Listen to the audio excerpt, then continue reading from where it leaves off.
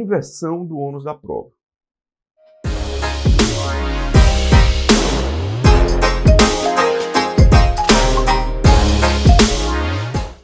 A gente vai fazer uma dica agora sobre a inversão do ônus da prova nas relações de consumo. A inversão do ônus da prova dentro de uma relação envolvendo um consumidor e um fornecedor. Perceba, a regra no Código de Processo Civil, é que o ônus da prova cabe a quem está alegando. Como assim, professor? Ora, a lógica é mais ou menos a seguinte, pessoal. Se eu entro com uma ação, eu sou o autor de uma ação, a regra do Código de Processo Civil é que cabe ao autor o ônus de demonstrar o fato constitutivo do seu direito. Cabe ao autor provar os fatos que constituem o seu direito. Em resumo, se sou eu que estou entrando com a ação, sou eu que tenho que provar o que eu estou dizendo. Essa é a regra do Código de Processo Civil. Agora, o Código de Defesa do Consumidor diz que se eu tenho ali uma relação de consumo, se naquela situação específica eu tenho um consumidor e um fornecedor, que está naturalmente presente naquela relação uma situação de vulnerabilidade, né? O consumidor é a parte mais vulnerável nessa relação de consumo. Aí, o Código de Defesa do Consumidor prevê um benefício ao consumidor. O Código de Defesa do Consumidor prevê um direito ao consumidor. O artigo 6º do CDC, ele diz, são direitos básicos do consumidor.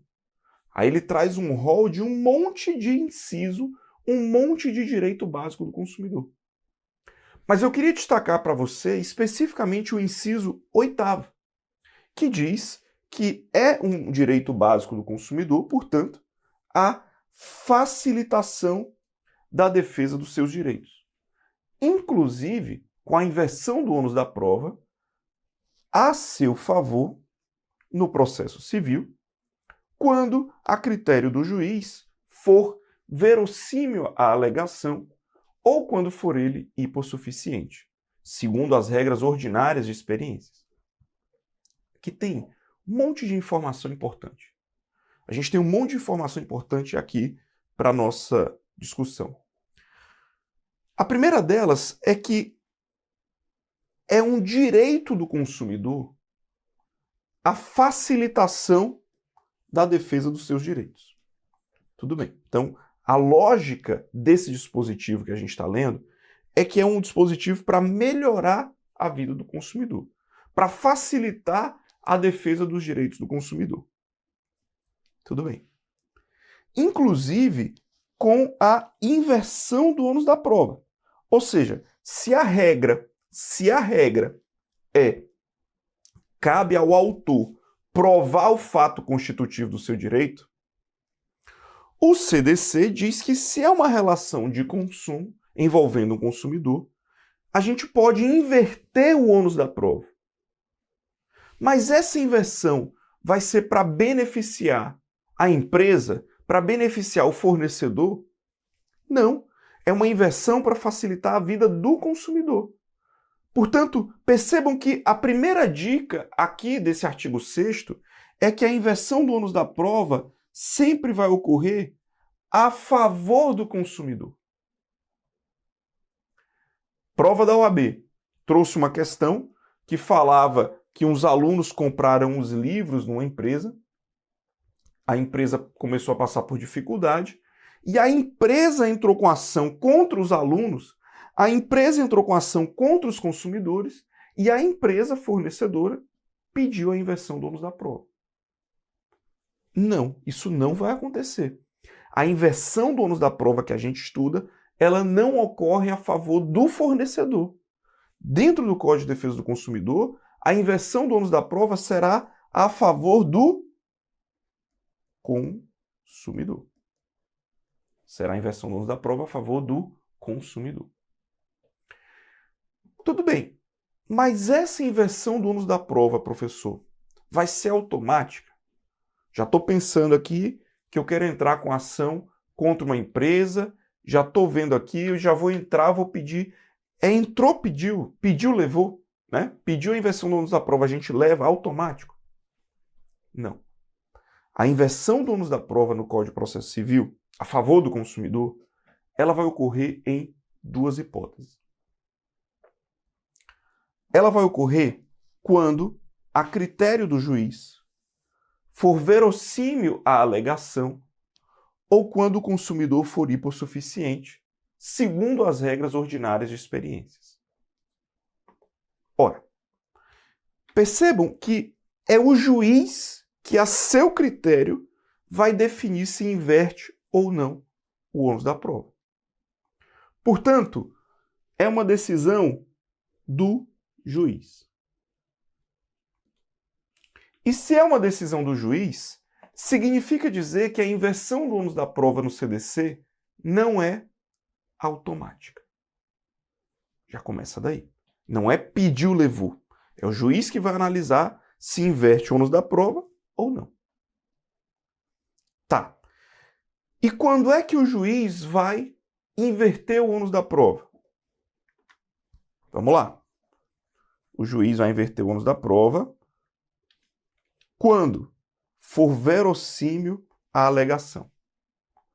Ou seja, o juiz vai inverter o ônus da prova quando for verossímil a alegação. O que isso quer dizer, pessoal? Quando o consumidor demonstrar minimamente as suas alegações. Quando o consumidor produzir minimamente provas relacionadas a isso. Ora, então, a verossimilhança das alegações tem a ver com o seguinte, com você entrar no processo e dizer, olha, eu liguei a minha TV, na hora que eu liguei a TV explodiu e me queimou, me machuquei. Tá aqui a nota fiscal que eu comprei a TV. Tá aqui o comprovante de pagamento do cartão de crédito. Tá aqui a foto da TV estragada. Tá aqui o comprovante de que eu fui ao hospital. Tá aqui as fotos do meu braço queimado. Ou seja, perceba que eu juntei uma prova mínima para demonstrar o que aconteceu. Agora, a TV queimou por problemas técnicos? Pelo que foi? Não sei. Senhor juiz, inverta o ônus da prova. E quem tem que provar que a TV estava boa é o réu.